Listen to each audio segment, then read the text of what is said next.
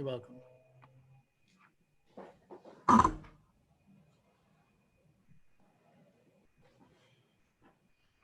How long we have this morning? About a half hour. Good. All right. Welcome to the program. Charles Moscowitz, Monday through Friday, live, 12 noon Eastern time, and at YouTube and affiliate platforms.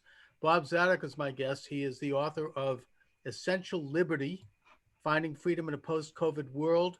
Bob is a talk show host, The Bob Zadok Show, out of San Francisco, Sacramento, Portland, Oregon, and Seattle. Bob, thanks for joining me. Thank you for having me. You're a self-described libertarian. You're a lawyer. You've been around the horn a while in terms of law and probably California politics. I guess that we should start with the book itself. This is obviously a pressing concern for most of us right now, which is the loss of liberty that has resulted, whether out of necessity or out of fiat, from the reaction by the government to the COVID-19 virus. And that has included very draconian measures in some states, including being fined if you leave the border of your own property, and mask requirements, and other same such requirements. I guess I'm wondering from you if you would give me an overview of the reaction and the policies of this pandemic from a libertarian perspective, and what we can do to get things back to normal, if anything. Sure. Thank you for having me this morning. First of all, you said very draconian. I didn't realize there were degrees of a draconian. Draconian sort of says it all without modifiers. Second of all, what prompted me to write the book is that the interesting thing about liberty, American style liberty, is you take it for granted until you no longer have it. And the virus, and more specifically, the lockdown, what the lockdown has done or did do was it reminded people of what liberty was, because all of a sudden they were in a way that has never before happened in our 231-year history. All of a sudden, we're deprived of it. And it's the old saw, the commonly understood psychological circumstance, the dynamic that you don't appreciate something that you have until you no longer have it. That's true of a loved one. That's true of a job. That's true of almost anything. But in this case, liberty is in a group by itself. There's nothing else like liberty. So during the lockdown, which was clearly, and the courts are now catching up as the cases hit the courts are now saying to governors, okay, authoritarian governor, what you did 4 months ago was unconstitutional. You had no power to do it. And that happened in Michigan, it happened in New York, and it will continue to happen because, in point of fact, libertarians knew from the get-go, because we sort of cherish our essential liberties, if you will, and it was clear to us and to jurists and to anybody who thought about it very much or has a working knowledge of the Constitution that what they were doing was clearly unconstitutional, but they did it. Why? Well, we heard this in the Clinton administration, because they could. And so they took all this power because they could. It's a natural order of things. So we shouldn't be surprised at what governors and mayors did. The only surprise was why so many Americans were kind of sheep-like and passive and didn't protest more than they did. They were kind of obedient, which is okay. If the alternative is violence, of course it's okay, I suppose. But the pandemic reminded us of the relationship between us and our elected officials. And I think the aftermath will be, I'm hopeful that it will be, optimistic, because I don't think we're prepared to put up with that again. Well, let me first of all play a bit of a role of a devil's advocate here, because I spoke about this this morning actually with someone who I'm close to, who's in the younger generation, who told me that she thinks that there needs to be a national mandate, like a national lockdown, because that's the only way to stop the virus. And that if we don't do that, there's going to be millions of people dead. Now, I think that is the crux of the argument, this kind of sense of emergency, like we're in a state of war, and that there needs to be drastic measures, and that those measures will be lifted once we go back to status quo ante. Uh, I guess that I wonder how you would answer that. I mean, assuming that such measures very well may save hundreds of thousands of lives. Well, the easiest way to answer her is to have her call me. But but Well, I'm calling you right now, so okay, let's so get it done. but since you are calling me as her surrogate, I'm happy to answer to her through you. And if you would be so kind as to make sure she listens to the audio transcript, then we will have accomplished what we want to accomplish. Yes. But to answer your question directly, first of all, the Constitution would and does clearly prohibit the federal government, which is what she's assuming when she says national mandate, unless she's assuming 50 states acting in unison. But I'm presuming she said, or she intended to say, the federal government. Well, the federal government has no power. So why we don't is because we can't. There is no such power.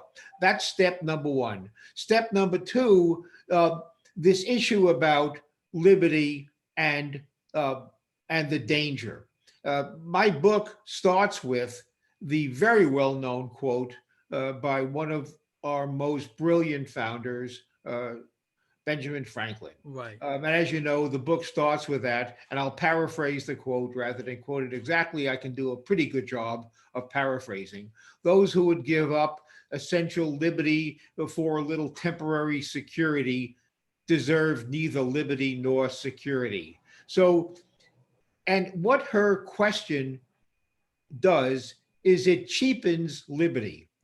It makes liberty a throwaway value. Well, okay, if we can save lives by surrendering liberty, there's no question. We don't weigh one against the other. Liberty must go, which means she's following that widely publicized and shameful statement that Governor Cuomo made at the start of the virus. And what he said was, showing his insensitivity to freedom, was even one life is priceless, Governor Cuomo said, which means we should give up everything possible to save even one life. That was the import. Now, to show you the utter insanity of Governor Cuomo, and then to directly answer your friend's or colleague's comment, this is the direct answer. We have in America 55,000 approximate deaths from driving each year.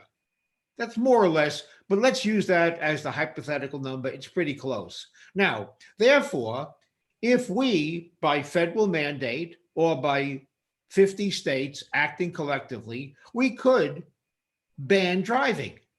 Okay, it's illegal to drive a car. We would, in doing so, save 55,000 lives. Therefore, to allow driving is to sentence 55,000 Americans to death. It's a death sentence for 55,000 people. So therefore, Ms. Hypothetical Friend of Charlie, why not ban driving? She will say no, because the collective benefits of driving outweigh the unfortunate 55,000 deaths. So therefore, in weighing one against the other, death loses. Well, same approach. Never mind how many lives will be saved. You're giving up something. In the driving case, you're giving up driving. In the liberty case, you're giving up freedom to go to work and freedom to socialize and freedom to go to a church or a synagogue. And you have to make a judgment that the collective detriment of giving up all the freedom is worth saving the life. And nobody rationally can do that. So that is my logical, easy to understand, using a metaphor, answer to your friend's question. And I think it's well stated in that I suppose you argue that the nation could put a ban on all smoking, and because smoking has been linked to cancer. You could put a ban on drinking. You could put a ban on fattening food, on fast food, because there are medical links, and there's probably more deaths from the diabetes. So I guess that you went to the slippery slope with this, and look, I mean, I tend to agree in that one can make personal, responsible choices in a time of pandemic. Like if you're an old guy like me, or if you have a pre-existing condition like I have, then you have to be more careful and you maybe isolate yourself. But to shut down the whole society, and also Cuomo is a complete hypocrite because here he is talking about saving one life, yet he was putting COVID active patients into nursing homes, which is criminal, and which is evil. I mean, I have yet to hear them Killed explain. 6,000 people. Yeah, and most of the people who died in this country were in nursing homes, who were the most vulnerable, and the government does have a role in protecting those nursing homes, and he subverted that role by putting people in. He wasn't the only one. You also have other so-called blue state governors, like in Pennsylvania, New Jersey, and I think your state of California, which did this as well. So it's a hypocritical argument. I mean, I tend to agree with you that the federal government does not have that kind of power anyway.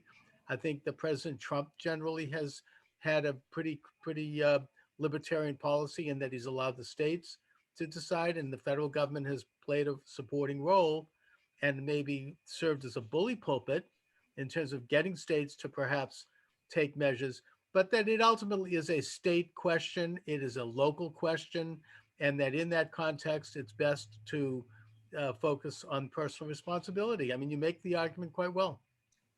There's one other point that I'd like to mention, if I may, Charlie. There was another serious breakdown in our system of government involving the pandemic. First of all, it was the governmental exercise, the executive, the governors and mayors exercise of the emergency powers that the executive has. Now, it's a state by state analysis, but let us assume that most states, I suspect all, but let's say most states, do grant to the chief executive certain extraordinary powers during an emergency. And that's what Governor Whitmer did in Michigan and Governor Cuomo in New York, etc. What I was complaining about at the time, and many others, not just me, of course not, but me and many others, was the following. The emergency powers, whether they're granted to the President of the United States, which they are in many instances, or to governors and mayors, those emergency powers are done under very specific conditions and for very specific reasons. The drafters of state constitution and of our federal constitution recognized that while all laws must originate from the legislative branch, the political branch of government, they recognized that, but they knew sometimes during an emergency, there isn't time, and you cannot have the government be able to quickly move if an emergency requires. Therefore, simply as the way to get something done until the legislature can act, the chief executive is given emergency powers, but they are temporary. That's the key. They are temporary only until the legislature can act. Now, what Governor Whitmer did, what Governor Cuomo did, what President Trump does from time to time is the emergency powers supposed to be temporary until the legislative acts become permanent until the government or the governor or the mayor or the president surrenders the power. Lots of luck. When was the last time after Cato that anybody surrendered power except for George Washington, who gave up? So what's missing in the system is the emergency power, which is supposed to be very short-lived, became permanent. And that was the serious breakdown in the system. I think that the Constitution really only allows for emergency power if the country is literally being invaded by a foreign force. And then, as you say, it goes back to status quo ante once the emergency is lifted. But you point out quite accurately that once a government gets a little more power in its hands, it's like an addict with drugs. It becomes a habit. They become addicted to it, and they don't want to relinquish it. And that's what I'm worried about now. You have this massive assumption of power to shut down businesses, to force people to cover their faces when they go out. And yet, the even if we accept that there is an emergency, the emergency has lessened. There's talk among some people that there's going to be another wave, and they keep waiting for that. I have a feeling that that's not going to happen, and we'll find that out after Election Day. But putting that aside, even the CDC has come out with statistics showing that really a fraction of 1% of people die from this disease, and that the record keeping on it inflates the numbers, and that really the only people at serious risk are people 80 and up. So, and yet they're continuing to hold on to these powers. They certainly are in my own state of Massachusetts. What do you think, Bob Zadok, is going to happen here? Are we going to be able to reassert our sovereign rights as citizens and take back these usurpations of our liberty that's been conducted by the governments? I think that's an answer which the ballot box or the feet will dictate. Now, why do I say the feet? Well, because there is ballot voting, the traditional form of voting, when citizens will determine, on the state level at least, the form of government they want. Now, you live in a very blue state, as I do. You called me a Californian, or you said California is my state. Charlie, I grew up in Queens, and my state, I think, is New York. If you want to know my DNA, I happen to have been living here since 1983, Okay. but I'm not so sure I'm ready to self-identify as a Californian, Yeah. although New York is not much better. But as to your point, so the voters will decide, as they always have the power to decide. I mentioned feet. Why do I mention feet? Because there are two kinds of voting, really. There is ballot box voting, where one vote, how you vote, Charlie, cannot possibly affect your life. The collective votes can affect your life, but not your vote. So you do nothing to help yourself by voting, no matter how you vote. However, foot voting is, to me, will dictate the future of our country, because citizens are leaving New York, Illinois, California in droves. Net outward migration is very high.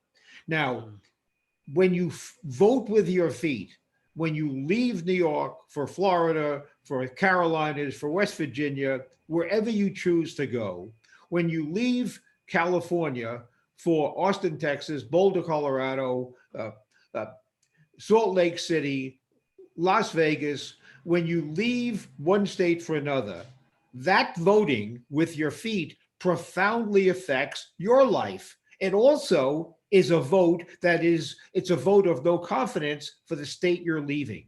And governors know that. Mm-hmm. And the people know that. And I have no faith in ballot box voting, because I don't think it's a thoughtful process. It just isn't. And I don't criticize the voters. Voting is too complicated and the issues are too hard. I'm not complaining about civic life in America. However, foot voting is profoundly important, and it sends a clear message. Plus, it helps the person who's voting. Your life just got better. Your taxes got lower, your living accommodations got better, or you wouldn't have done it. So therefore, I think foot voting will send a message as to what form of government is going to survive. And most importantly, you know how much we cherish the free markets, freedom of choice. Well, we enjoy, because of federalism, a free market in governments, a free market in governments. We don't have, and just like cars, we don't have to buy a General Motors car or a Ford car. We can buy what we want. We don't have to live under any government we don't want to live under. And so we are enjoying the free market of governments. And some car manufacturers go out of business because they're not selling what people are buying. Some states are not selling what people are buying. And Charlie, if you want to have faith, if you want to put a spring in your step, just watch statistics on outward migration, and you will be very pleased at the direction the country is moving.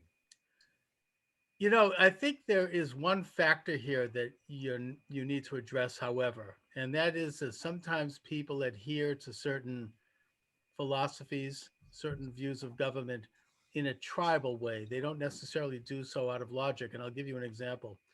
Massachusetts, people are fleeing Massachusetts. And where are they going? A lot of them are going to New Hampshire, and they're turning New Hampshire blue. Now, you'd think that they would go there because they're trying to get away from the big taxing state and all the regulations, but yet they're reproducing that in New Hampshire now, and they're creating a big state there. So it's a hard thing to explain. It doesn't make sense logically, but people. The only way I can think about this is that people think tribally as opposed to logically. Sometimes that's why they're willing to vote and they're willing to support things that run against their interests. That's why, for example, big labor is supportive of mass immigration, which hurts labor. It hurts the value of labor, which is a commodity. These are irrational policies for them. This is why Black organizations will be opposed to school choice, which will help young Black kids get out of these rotten public schools, something that President Trump supports. It doesn't make any sense. Partially, it's political because they're beholden to the NEA and the big educrats, but it's also a tribal thing. There's almost like an instinctive following of liberal left ideas, not because they make sense, but because it's almost a quasi-religion. You combined a little bit, Charlie. I generally and almost wholeheartedly agree with what you have said. I'll just carve out one exception when you were speaking and just comment on that. You mentioned the how the traditional Black organizations, let's take the NAACP, for example, and you mentioned how they are opposed to school choice, even though their constituency would benefit from school choice. And there isn't much dispute as to that, as to what I just said. The reason is that the leadership of the NAACP and other organizations have they co-opted the membership, and they have abandoned their traditional goal of servicing their direct constituency, which is Black America. And they have become, over time, for reasons that we don't have to discuss, but it's clear, they have become an arm of the Democratic Party. They have been captured. They have become partners in arms together. And they are focused only on, just like Congress, Congress's job is not to pass good laws, it's to get reelected. Well, the NAACP's job is to keep in power. And they keep in power because they trade support for power with the Democratic Party. So it is cynical and unfortunate that the leadership has stopped serving the membership. Now, with regard to the unions, you mentioned how some unions might support immigration, even though it's bad for union members. Well, as you know, Charlie, because I know you covered this on prior shows, it's far more complicated than that. And the benefit to the members of unions by immigration is far greater than any loss. First of all, most of the unions are in skilled trades these days. The unskilled trades are not so unionized. So the unions are machinists and car workers, they're skilled. Right, the guilds. Skilled auto workers are not under any threat of an immigrant taking their job because the job is too complicated for an immigrant. Not that an immigrant isn't smart, they just don't have the training. Right. Got it. Now, on the other hand, the immigrants provide cheaper labor for home repairs. So the workers who work for 8 hours a day, they then go home and take care of their home life. And they buy services. The services these unions members buy in their personal capacity, not as a union worker, are cheaper. Whether it's domestic help, whether it's healthcare workers, whether it's landscaping, whether it's home repairs, all of those services are cheaper because those services are performed by immigrant labor who are just as good, but cheaper. So I dare say if you were to do the complicated calculation of the economic benefit to a typical union member in a skilled trade, the economic benefits from immigration outweigh the detriments. So it is not irrational for union members to encourage immigration. Okay, argument well made. I'm not sure that's why they're motivated to it, but I want to ask you a question that came up in a discussion I had with my wife about, because you are one of America's preeminent libertarian thinkers. Thank you. And we talked about whether a libertarian can also be a conservative. And like Rand Paul says that he's a libertarian conservative. I think Ron Paul does too. And, and yet she says, no, they can't because it's a contradiction in terms. I guess I'll ask you, can libertarianism and conservatism go together? I think they can, but I'd like to hear from you. Well, 100%, of course not. Even as a libertarian, I part company with my brethren libertarians on certain issues because I think about them. So there's a lot about conservatism. By the way, conservatism itself is complicated. As you know, the Irving Kristol conservative, the neoconservatives are different than the traditional old line Rockefeller Republicans of a long time ago. So labels are very tricky stuff. And I don't find it either helpful or important to be able to find a label for myself. I would much rather sit down with your wife, if she would have me, as long as I don't have to clean up, and have her discuss issue by issue. And the fact that I don't agree. Let me just define. I mean, generally, loosely speaking, a libertarian supports small government, individual responsibility, the Constitution.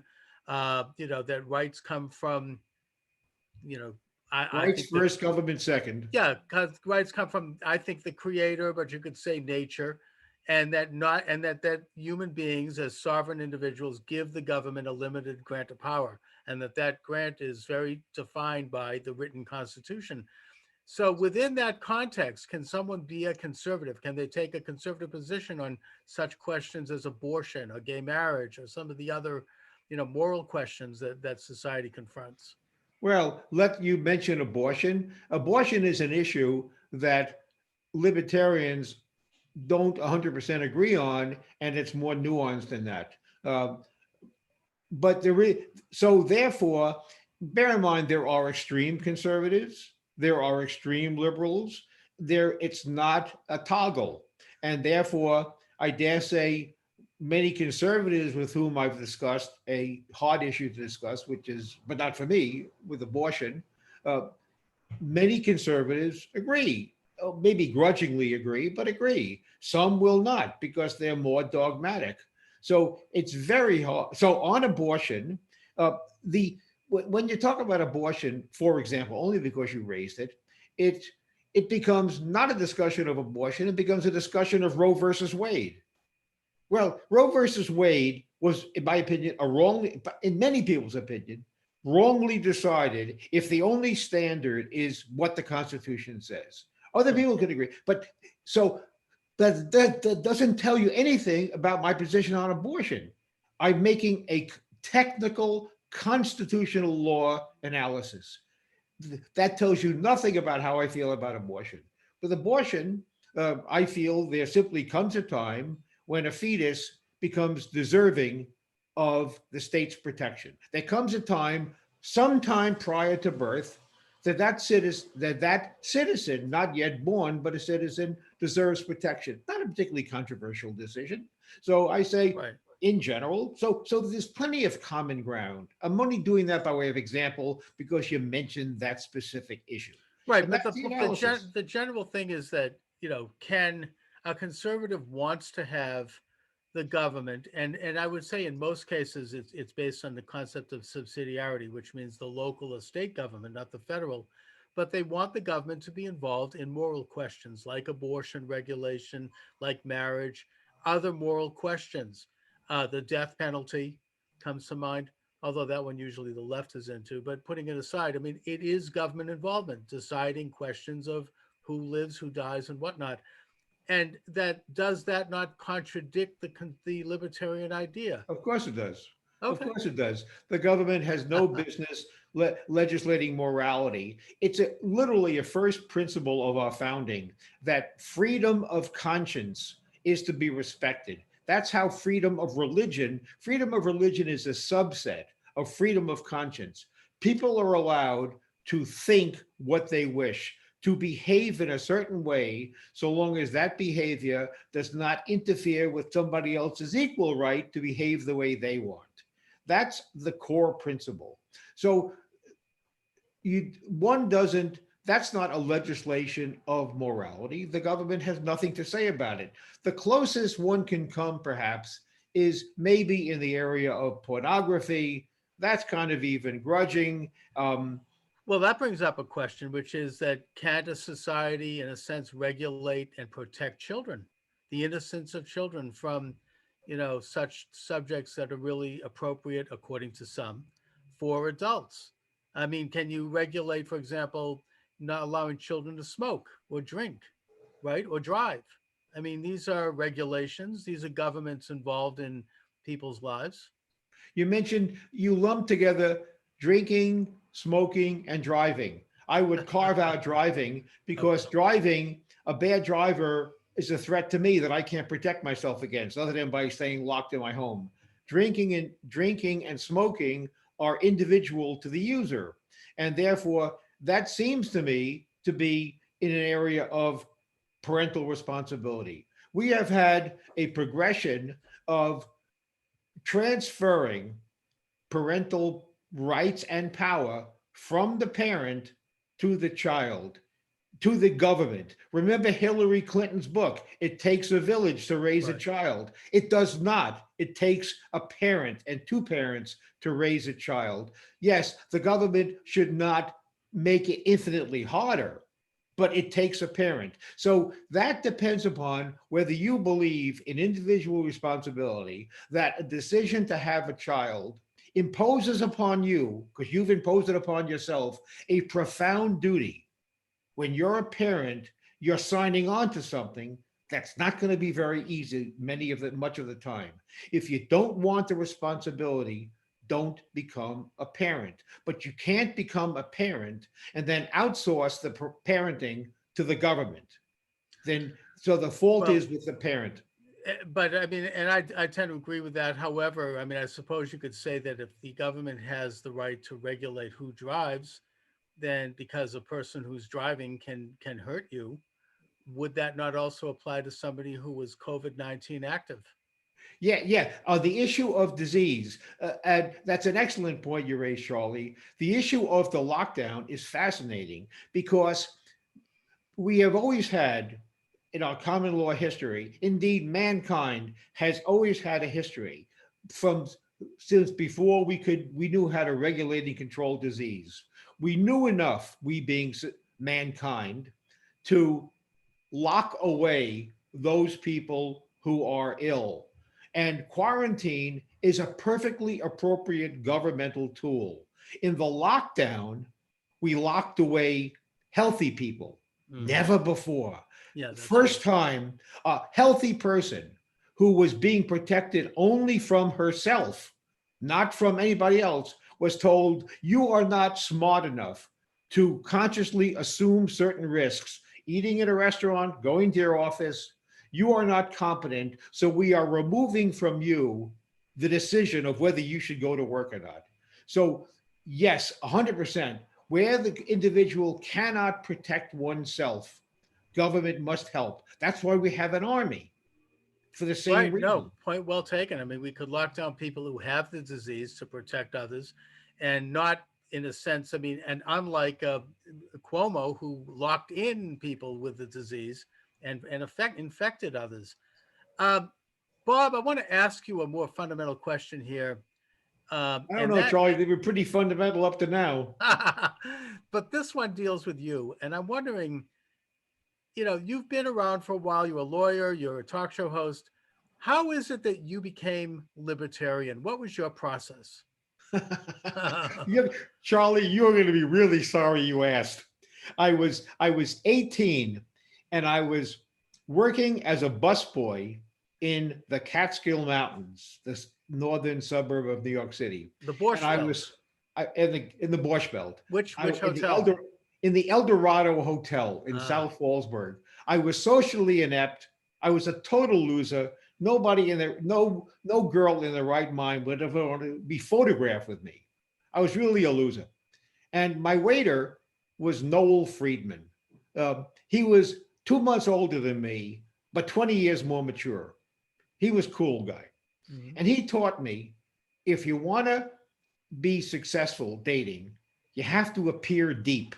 And the way you appear deep to a girl is you have to read one or the other of two books, the Kama Sutra or Atlas Shrugged. I said, I was going to ask you about Ayn Rand. so therefore, right. so Okay. I said, okay, thanks for the tip, Noel. And I looked at the Kama Sutra. It was like 80 pages. It was cool. I could do that. Then I saw the positions. I would have been in traction if I ever did those positions. So I said, okay. So I threw away the Kama Sutra. I said, I'll be crippled. So I had to go to Atlas Shrugged, 1,100 pages. Right. And I read it and I was hooked. Oh yeah. So no, I read it as well, and it's amazing. So it was for carnal reasons, I must confess. We didn't work, by the way, in case you wanted the punchline. But I did become a libertarian. I've been a libertarian ever since. All right. No, that's I kind of was expected that. I mean, I also read Ayn Rand and was very captivated by it, went through a whole Ayn Rand phase, and I kind of went out of it, but whatever. It influenced me. California politics. What the hell is wrong with California? Well, it depends. First of all, you say, what the hell is wrong? What's wrong? It's not wrong. California has the majority of the state has adopted a certain political philosophy. It is lawful. It is irrational. It is insanity, and it will perish. It will be less dramatic. It will change. It will modify. But right now, it is experimenting with one party, like New York, and Massachusetts, one party government with, in effect, no democracy, with no rights of the minority at all, because we're outvoted by supermajorities. And they are experimenting with tax the rich, make it impossible to do business, number 49 out of 50 in economic freedom, huge deficits. Unions have all the power. It is an experiment, and it will fail, just like New York is failing, and like Illinois will be the first to fail. So I live here, and I pay high taxes. Why do I live here? Charlie, the weather's great. Oh, it's beautiful. And I say, I get it. and on a show that I did a long time ago, I observed to my then guest that the governor and the state is taxing exactly the right amount. Exactly. How do I know? Because they're sucking the marrow out of my bones, but I haven't left. So the fact is, they have found the perfect price point. They have sucked the money out of my bank account, but not so much that I say I'm out of here. So by their standards, they have the perfect level of taxation. When I leave, it means they're wrong. Yeah. Okay. I know that Ben Shapiro just announced that he's leaving. He did. I think you still have you and Michael Savage. Michael Savage and I were classmates in Jamaica High School, same year, same school, Jamaica High School in Queens, New York. We were classmates, and we knew each other a bit. Um, and Michael Savage and I lived right across San Francisco Bay from each other. He lives in Tiburon and is an avid sailor. I lived for 12 years in Sausalito on a boat called the Yeah. Laissez-Faire. I could almost see Michael Savage's house from my boat where I lived. So Well, Michael, it's funny you should mention fascinating him. that you're both big talk show hosts in such a liberal state. No, he's a big talk show host. I'm a guest on your show on a Ah, morning, trying to promote what I believe in. all right, there you go. Um, so what do you think is going to happen 3 weeks from now when we have an election? What do you think is going to happen in California? Are they Oh going to my! wake up in time, or is it going to be the same old, crapola No, that's occurred? California is not. Nothing is going to change in California in the upcoming election. The only important measure, in my opinion, on the ballot is we have a Prop 16. In 2009, California enacted Prop 209, which forbid the state of California, including the university system, from discriminating on the basis of race. And Ward Connolly was Yeah, the yeah, I sponsor. know You him. remember him? He Sure, I had was him on he the was show. my second guest when I was Yep, doing 13 years ago on my show. The second week I was on the air, he was my guest, great guy. and so that is California is now trying to repeal that the spending because they want to have affirmative action in the Right. university system, and that is a hotly contested measure. The spending is like 10 to 1 by the progressive organizations to repeal Prop 209.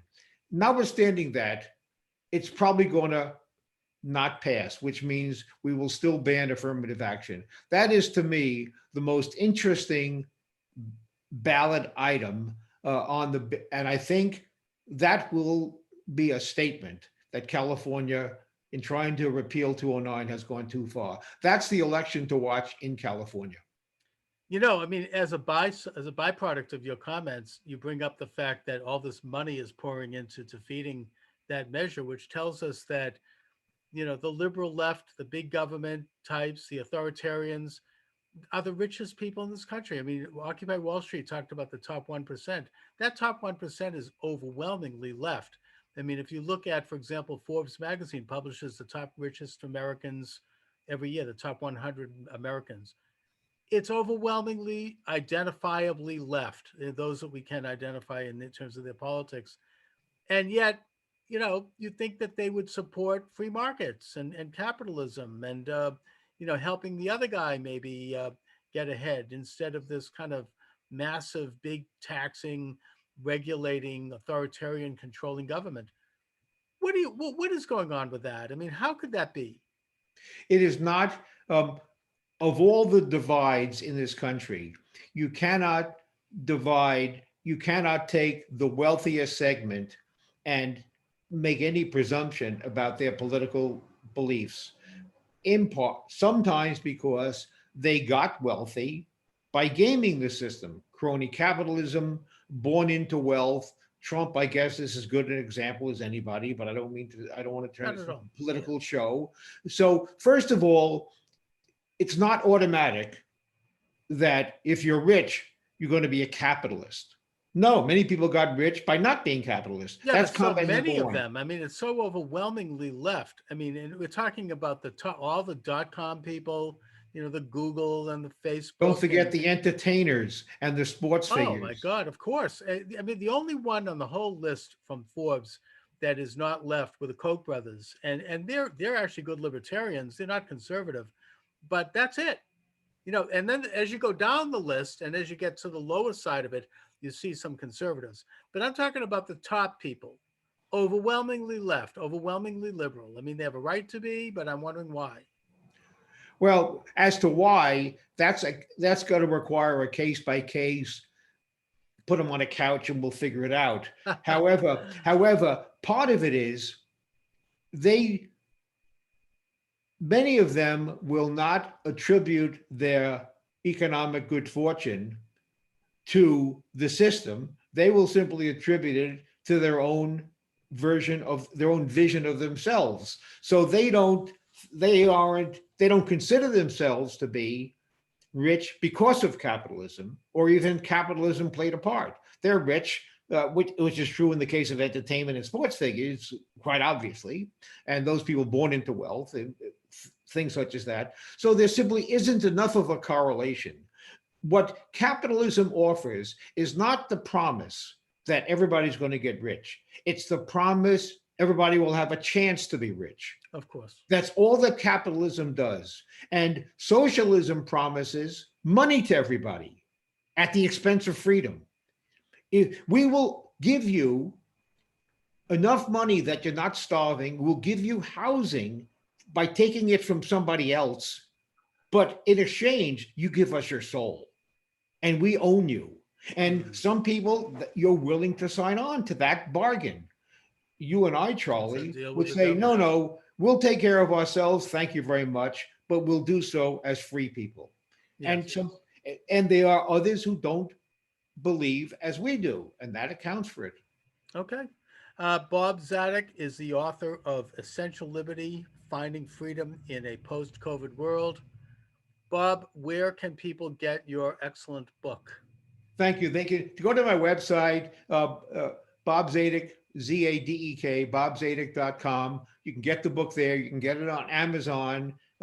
It's a great read. And what the book is I do a 1 hour show every Sunday. It's on the East Coast. It's a broadcast nationally live streamed, bobzadok.com. You can listen to it live. It's a podcast, of course, wherever you get your podcast. You can subscribe to the Bob Zadok Show. There are about 760 shows. So if you happen to have a couple of months, nothing to do, I can amuse you for a couple of months. You also can listen live on the web, and we are live in about 7 a.m. West Coast markets. The book is available on Amazon and on my show. Bob at bobzadok.com is who want to email me with thoughts. I try to respond to emails as best that I can. I enjoy the correspondence. Of course, I have a life, so if I don't respond so fast, don't yell at me. Okay. All right, Bob. Listen, great conversation. I really enjoyed it. Be well. Charlie, you're a wonderful host. You're a wonderful host. You're very gracious to invite me. Thank you so much. Thank you, and have a great afternoon.